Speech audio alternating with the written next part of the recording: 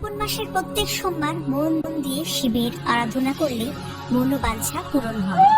এই সময় ভগবান শিবের প্রিয় জিনিস দিয়েই তার সেবা করা উচিত। ভগবান শিবের প্রিয় রং সবুজ, তাই এই মাসে অধিকাংশ মেয়েরা সবুজ বর্ণের কাচের চুড়ি ও সবুজ রঙেরই পোশাক পরিধান করেন। এর পিছনে কি কারণ? এই সময় চারিদিক বর্ষার জলে পুষ্ট হয়ে প্রকৃতি হয়ে ওঠে সবুজাভ শস্য শ্যামলা। মহাদেব শঙ্করের আরেক নাম পশুপতি।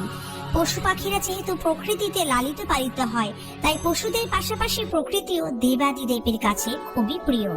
আর এই প্রকৃতি সতেজ পূর্ণ অবস্থায় সম্পূর্ণ সবুজ বর্ণ ধারণ করে। এই সবুজ রঙই বিশুদ্ধতা, সতেজতা ও পবিত্রতার প্রতীক। তাই আরাধ্য ভগবান শিবকে প্রসন্ন ও তুষ্ট করতে স্বামী, সন্তান ও পরিবারের মঙ্গল চেয়ে সবুজ রঙের কাচের চুড়ি ও পোশাক পরিধান করে থাকে মেয়েরা।